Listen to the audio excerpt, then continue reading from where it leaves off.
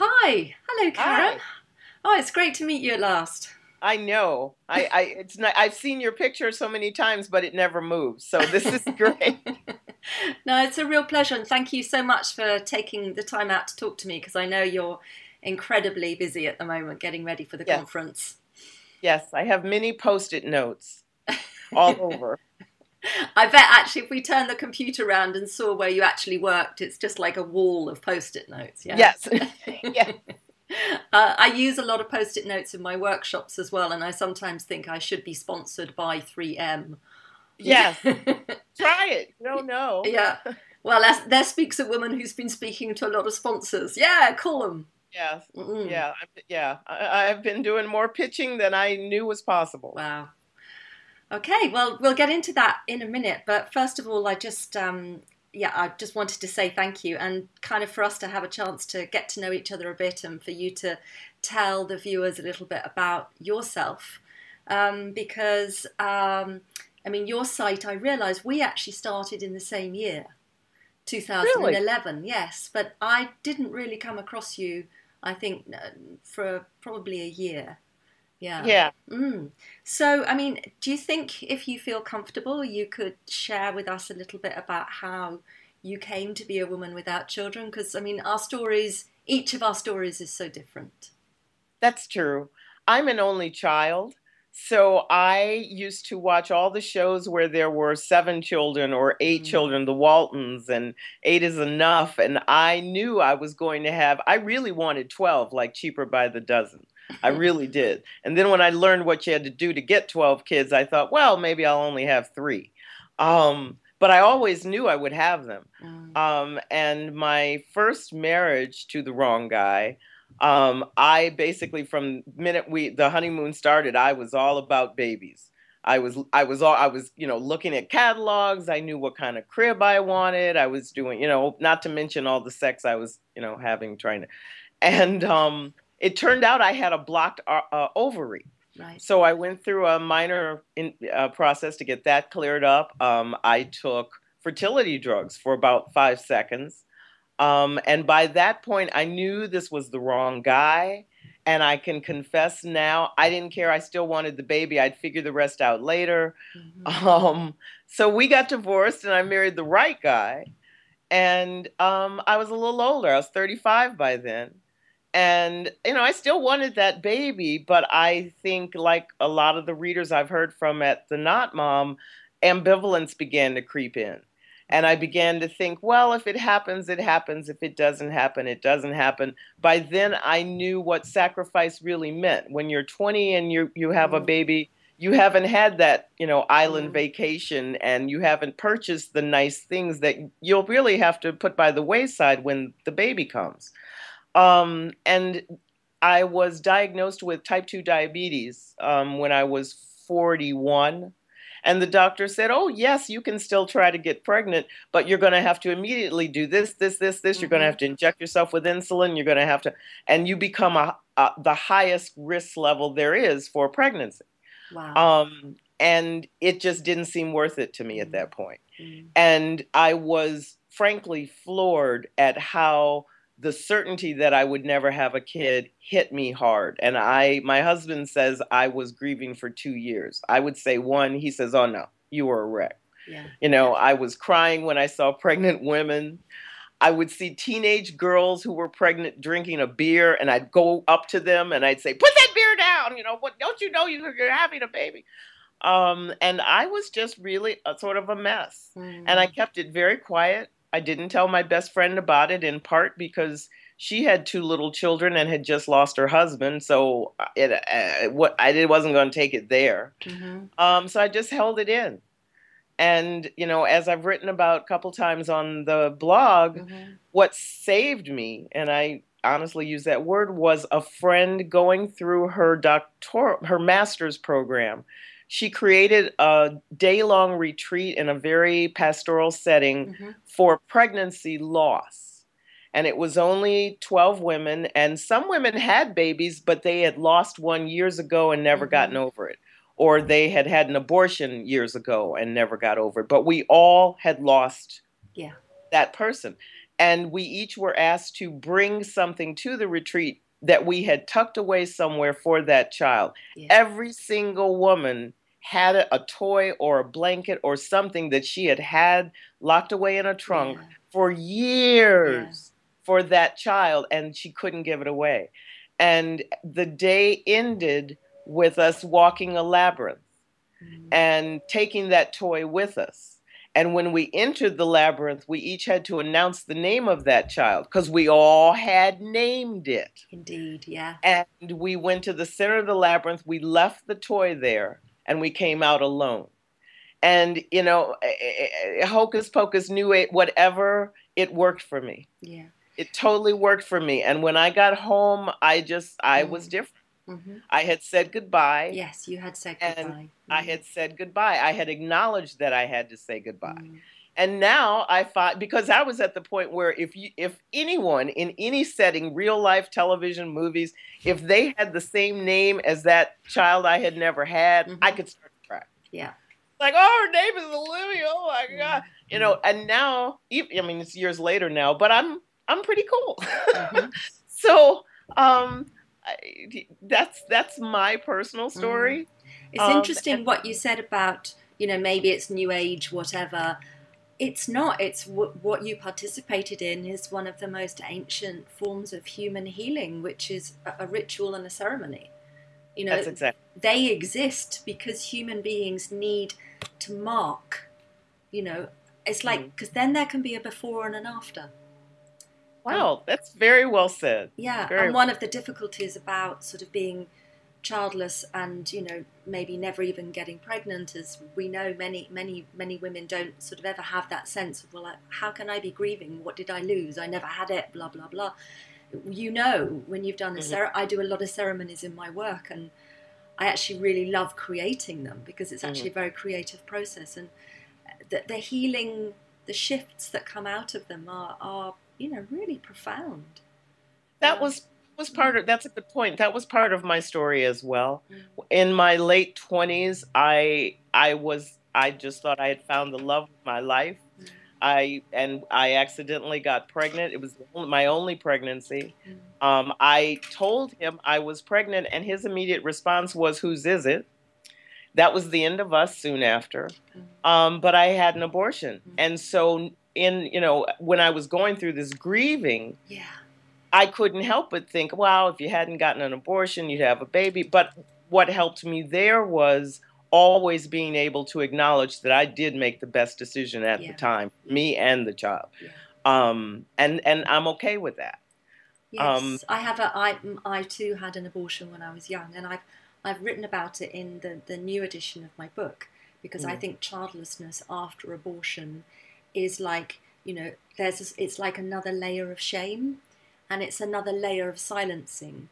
And I think those of us who've been through it and have grieved it and feel okay to talk about it, it can be so helpful for other women who think, well, I deserve to be childless. You know, I had an abortion, and I wasn't ready. I was 20.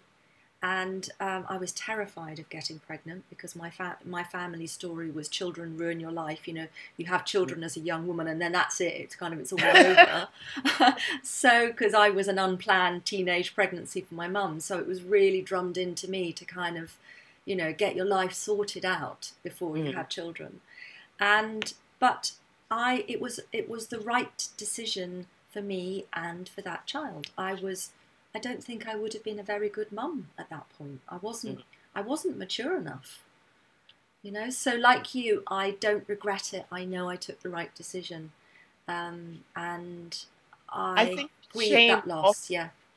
I'm sorry. That's okay. I think the shame also comes because even if a woman doesn't think in her own mind, you know, well, I deserve to be childless. We live in a world where so many people are more than willing to walk up to your face and tell you that, you know. So, you know, you hold it in because you're terrified who's gonna shake their finger in my face like that. Yeah, absolutely.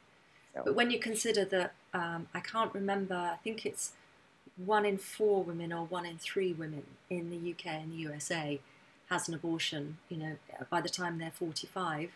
it's, there's going to be quite a high proportion of those of us who are childless not by choice, who It's a different, have that as part of our story. absolutely. It's a Mm. different type of silent majority. Mm-hmm. Mm. Well, we've gone straight into the really chunky stuff. So I'm going to ask you another question, and Okay. I hope you're okay with this, which is that um, what is it like for you being a black non-mum? Because one of the things I've discovered in the UK is that, like, the membership of the Gateway Women Online community, we don't have nearly enough women of colour in our community. And I kind of put a call out to the community and said, why is this, and what can we do? I feel that our sisters aren't represented here. And one of the black British women said, and I don't know if this is the same in the US, black women don't really like to reach out for help. And also there's this whole thing going on, and this, I don't know if this is the same in the US, that if you're a kind of educated black woman, you ought to be having children.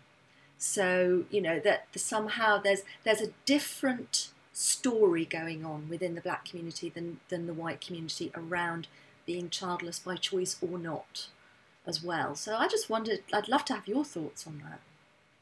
I would say that neither one of those comments is new to me. Right, okay. Um, I mean, obviously, every one of my commenters or women I talk with, I don't know their racial makeup, but the ones that I do, certainly women of color are in the minority, not moms of color. But I have heard that before, in the sense that, especially in the U.S., where, as the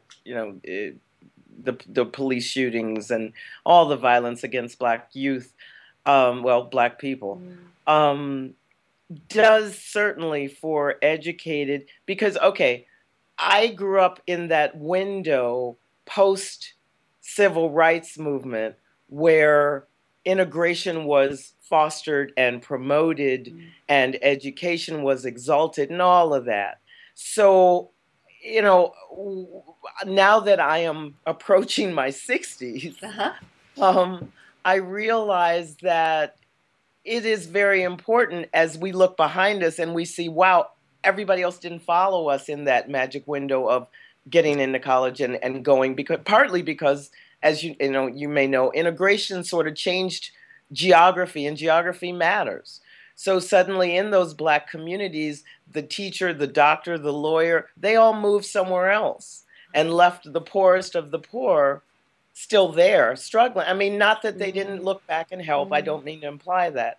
But the physical neighborhood was populated then by the people who were trying to reach up, and the people who are already up moved away and said, I'll help you with money, but I got to live somewhere else because I can. Yeah. And so those people I believe of my generation who did achieve the white collar jobs and the master's degree and the whatever, feel strongly that I should have children to make sure that this continues.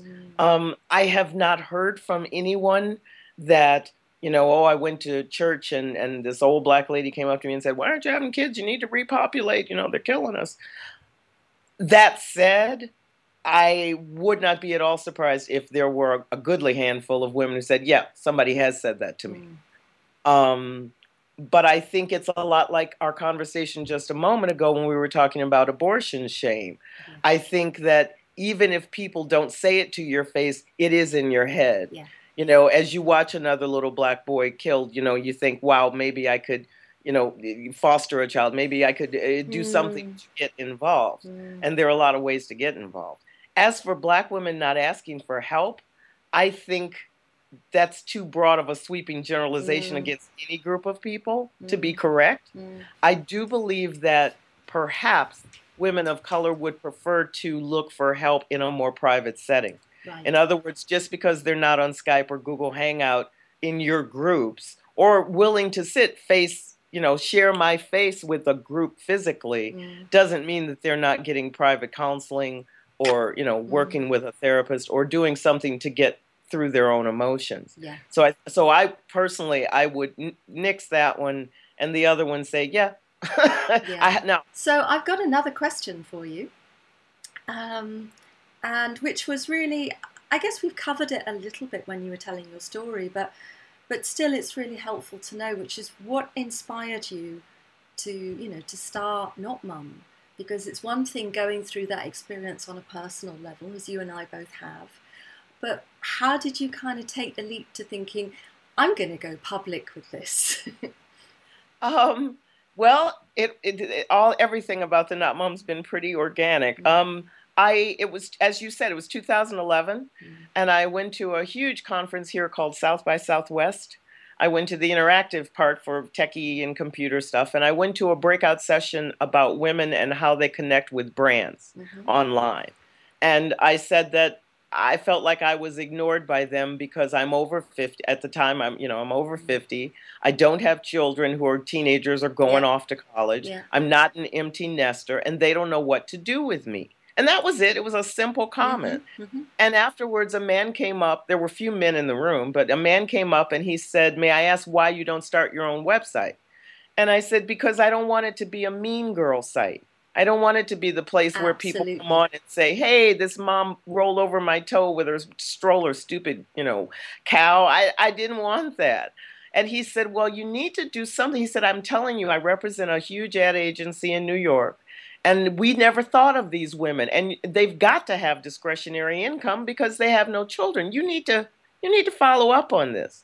So I came back home and I did a Tumblr, which was brand new at the time. Yeah. And I did it primarily as a diary for myself and to just see if anybody out there. And it really instantly started to get, a little bit of stuff. And so then a new program opened in my area called Bad Girl Ventures. I love the name. And it was about bad girls who wanted their own business. And it was a competition to get a $25,000 to help your company. And I entered TheNotMom, and through 12 weeks had to put together a business and treat it like it was a little business. And you'll love this part. I had to do a section on competition, and I found Gateway Women, and I listed you as #1. Oh my God, there's a woman out there already, and she's doing what I want to do, and it's going to be horrible.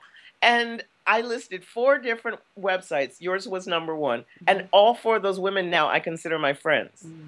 And I tell that to business guys, especially men, and they're like, "That's because it's women." I'm like, "You're darn right it's because it's women. We're not fighting. We're just, helping each other." Anyway, I revamped it, took it off of Tumblr, put it on WordPress. It won $5,000 in that competition. The judges said, "We're giving you this money because we don't want you to give up. We think you have identified a really important and growing group of women that we don't want you to give up." So that's basically where it is. And in that business plan, I wrote that within 10 years, I wanted to have a conference. I wanted to have these women meet each other offline because the website was what I had looked for when I was grieving. But back then, the web was new. And so there were only chat rooms. And the only chat room I could find was for women with infertility. Well, I wasn't infertile. And so I could find chat rooms about women who really hated kids. And I didn't hate kids. That's all I could find. I mean, in 2010, kind of when I was really looking for something, 2009, I found, lots of trying to conceive infertility support sites, some really quite scary child-free sites with, calling sort of parents breeders, and I was really quite shocked by it, because I think one of my fears was, goodness, is that what people are going to think of me? That's how I feel about children and about parents. Not that some of them aren't annoying, but generally I don't group them together as some kind of toxic group. And also I have some child-free friends, and they're not like that at all. So for me it was a similar thing. I started, I couldn't believe that in this huge internet there was nothing. Exactly. There was nothing like us. That is exactly what I said in my first one of my Mm-hmm. first elevator speeches was, if you know five women, five American women over the age of 40, then Mm-hmm.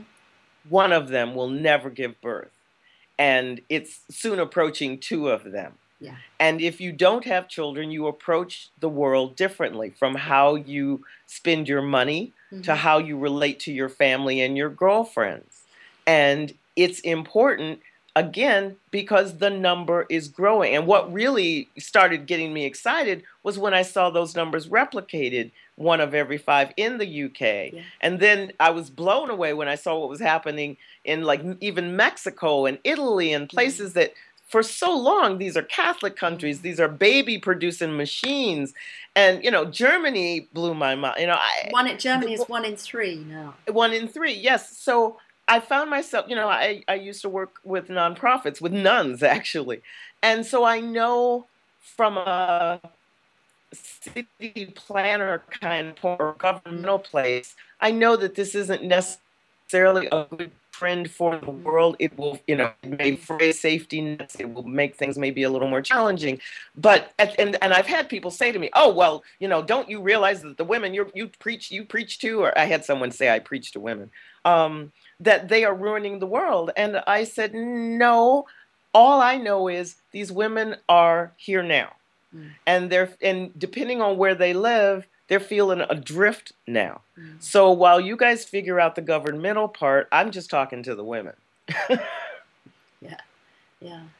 Although I think increasingly the type of work we're doing, I mean, it is quite political as well.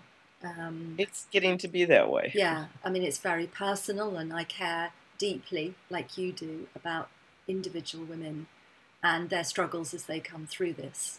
But now that I'm through my grief, there's a part of me that will always, still be there. There's a little place there's a scar on my heart that will always be there, and it can be touched. But on the Uh-huh. whole, I'm in a really good place now. And Right. and Good. now I think that part of me that, that would have been a mum, sort of like, okay, let's start to talk to the policymakers and Mm. people like that. Let's start to represent our communities and get our voices heard and things like that. And it's quite exciting. I never expected this to be my life, obviously, but I'm kind of quite excited about all the things I'm getting involved in. And I wanted, and I still want, to have a conference, but I'm not ready yet because I'm still finishing my psychotherapy masters. So, which is like, it's just such a time suck that I bet. as well as running Gateway Women, it's just no, I can't do that just Yes. yet. Yes. So I think that kind of takes us on to the next one, which is the idea for the world's first conference for women without children seems long overdue. What spurred you on to be the one to do it? And pipping me to the post, which is brilliant. Well, as I said, I always thought I would have Yeah. one if I were lucky enough to keep TheNotMom going for 10 Mm. years. Mm-hmm. And the world changed again. Yeah. I looked up and everybody was having a conference. There's a conference if you like beer. There's a conference if you're crafty. There's a conference, you name it, there's a conference. And so I noticed that without noticing it. And I went to a wonderful event for women entrepreneurs here, where you got to talk to women who have made at least $1 million from their business. And I talked to an older woman. If I had to guess, I'd say she was early 70s. And I told her, about TheNotMom, and she asked me about my business plan, and I told her, and then she said, well, what do you want to do in 10 years? I said, well, in 10 years, I want to have a conference, and I hope by then my community will be large enough, maybe I could sell it. Yeah. And I'm just dreaming. And she interrupted me quickly, and she said, you don't have time for that. And I thought she meant because I'm old. Yeah. And I just went, oh, what do you mean? And she said, no. She said, you have an internet-based program, service, and you don't know in 10 years if the internet will be the way we communicate anymore. In 10 years, we may just blink our eyes at each other and, she said, if you want to get something going, you've got to use the internet as it is and the community you have and start your growth and your dream chasing right now before the bottom is taken out from you because suddenly there is no more website because you can't afford whatever that new technology is next or, Mm-hmm. whatever, which made perfect sense. Actually, that So, makes scarily good sense, actually.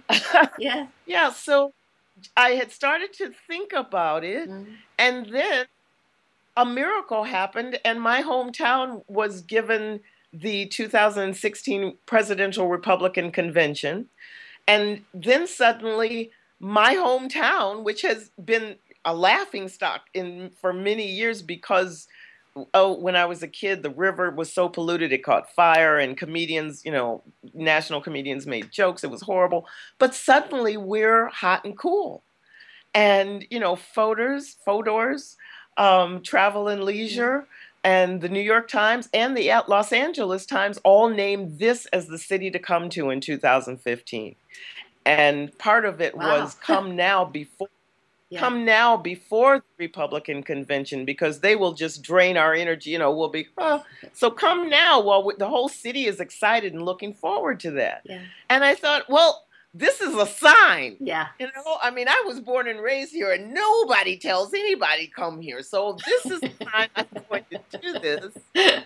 And so I had very soon after I had announced it, uh, one Sunday morning, my husband's sitting reading the paper, drinking coffee. I'm looking at my iPad, and I got an email from someone who said, "I'm very interested in your conference. I read about it in the New York Times." And I said, "What?" And I'm like, okay, this is some kind of rip-off email. This is real. So I scrolled down, and she was a college professor, and I'm like, what the heck? What? So I Google, and sure enough, there's this huge Sunday article about childless adults with a link to my conference. And from that moment on, I was like, okay, I'm having a conference, Yeah. So that's a long story. So here I am expecting right now a little over 100 women. My biggest surprise has been I thought they would come from within driving distance, which would be about as far west as Chicago and as far east as New York City. Instead, they're coming from those places and California and Arizona and Texas. I have 3 women coming from Montreal, and my little head is just blown. This is the conference I would like to come to if I weren't running it. Yeah. And it would be the conference I'd definitely be coming to if it weren't a weekend of my psychotherapy training that I can't miss, or I'll be, tied to a chair again and yes. Yeah. But I'm coming next year, and hopefully I'll come and speak next year. Do you want to tell me a little bit about your speakers for the conference for this one? I'm excited about everybody. I have more speakers than probably I should, but my big keynote speakers are Megan Daum, who got a lot of buzz this year, gathering 16 well-known writers to write essays about the decision to be child-free. I've read that book. I loved it. Good. And I'm working my way through it in my spare time. And Melanie Notkin, who founded Savianti, and has written The Otherhood. She's our Friday luncheon speaker. And throughout this, we've tried, obviously, to balance it for the broad ends of the spectrum by childless by chance, child-free by choice. And then we have breakout sessions on pets and your health and how to be the number one question is always who will take care of you when you're old. So we've got, financial planners and, long-term care insurance, professionals who talk to you about, okay, here's what you can do now. Yeah. We have something, there are 5 tracks, and one of them that was important to me was legacy. Because so many women have asked, and I'm sure you get this, if I don't leave a child behind when I die, then what do I leave behind? How do I figure out what I'm supposed to do here? So we've got it's a massive issue. I think that thing, legacy and who will take care of me when I'm old, are very big issues. Yeah. Yeah. Another session we have that came from a reader's comment is about faith. For the women who wanted a child, and prayed for one, and those prayers went unanswered, they feel, how do you get past that? And for all women without kids who are used to going to religious services, the family oriented structure, the crying babies in the pew, the praise all the moms, all of that can be a little onerous and force them to say, you know what, I'm just not going back. So what do how do you deal with that? How do you create a new relationship with God? I'm hoping that gets to be a very deep conversation. And then of course we're gonna party. We're gonna we're gonna have a welcome reception with a steel drum band on Friday night, and then we're gonna kick up our heels and dance Saturday night till midnight. Oh, it's going to be such fun. I mean, my experience of getting a group of kind of childless women in a room together for any kind of social event is that it goes so quickly, because it's such a relief to me to be amongst like-minded women, and we're such a diverse bunch. But I think on the whole, the path that we've walked, although each path is different, there is a thread, a continuity, a familiarity between us that we kind of connect very easily with each other. And then it's just like, as you say, this is great. Let's go for it. So I can imagine that that's going to be a lot of fun. I hope you get to enjoy it a little bit. Although I know, being the organizer, it's quite stressy. Every minute of it'll be a joy for me. It'll be fine. Yeah. So that's going to be on Friday the 9th of October and Saturday the 10th of October in Baltimore. Yes. And all of the Cleveland. No. I'm in Cleveland, excuse me. I'm in Cleveland, Ohio. I got muddled there. I've been thinking too much about The Wire. I think it was when you told me about the river setting on fire. I don't know why it suddenly came to mind. I think it was that very bleak picture you painted of your hometown. No, I'm sorry. It's beautiful. We have one of the 5 Great Lakes in America. We have the Rock and Roll Hall of Fame. Yeah. We have celebrity chefs who now have their own TV shows. Yeah. We have we have a casino now. Yeah. We have sports teams. Yeah. Yeah. Okay. We have good things, honest. Well, so just ditch that kind of clueless English girl's comment and come to Cleveland, Ohio, for Friday, October the 9th and Saturday, October the 10th for the NotMom conference. All of the details are on the blog that accompanies this video. And the NotMom website is TheNotMom, and that's M-O-M for English readers, M-O-M rather than M-U-M.com. So, what might be next? Can you even imagine life after the conference? Apart from a lie down in a quiet room? From women like you and from potential sponsors who passed on this year, people keep asking, what about 2016? And my first answer is always, I have to live through 2015. I don't know. I would love to have it again. I would love to have it perhaps in another location. I would love to do all those things, but I need sponsorship. I need some corporate support, because too much of this year's conference is personally funded. And so if there's a potential sponsor listening or watching us, what kind of sponsors would you be looking for this year or next year? Well, certainly I'm looking for fun items such as, beverages, travel, because we know that women without children travel more often than their mom friends, and they stay away longer. I'm looking for beauty and fashion and restaurants, cooking food, all that, because not moms tend to be the ones who try out the new restaurants and the spa and the whatever, because they have time and money to do so. So it's a lot of those strategic kind of, things. But I'm looking for the medical companies. I'm trying not to mention any names here. It's why I'm struggling. Who produce the IUDs and the birth control pills that we use. I have a long list. Okay. Well, so if your company is in any of those groups, email Karen, because she's still got some slots for you for this year and maybe for next year as well.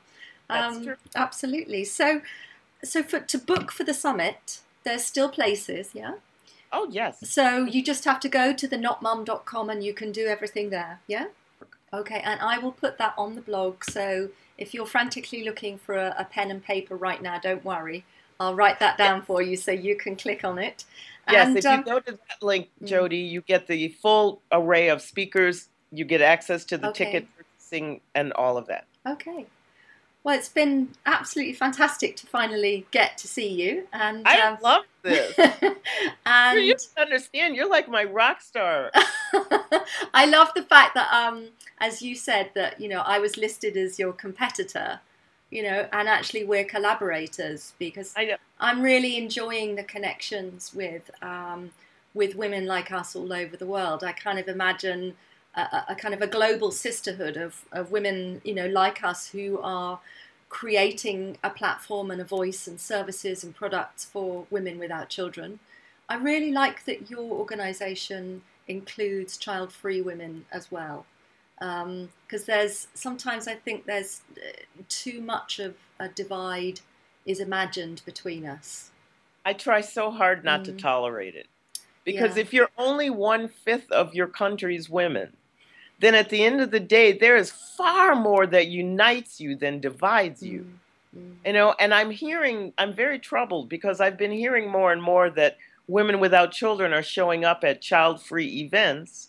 And as soon as they say, well, I wanted children once, the whole group of women goes, oh, wow, you shouldn't be here. Well, what the hell? mm, That's nuts. That's mm. just nuts. So between me and you, we'll conquer the world and we'll Yeah. change things. Good. Well, on that very empowering note, I've been Jody Day, the founder of Gateway Women, and in the UK, and I've been talking to Karen Malone Wright, the founder of TheNotMom.com in the US, and the very brave and visionary woman who's putting together the world's very first conference for women without children in Cleveland, Ohio this October. Thank you so much for Thanks, taking Jill. time out. It's been a pleasure.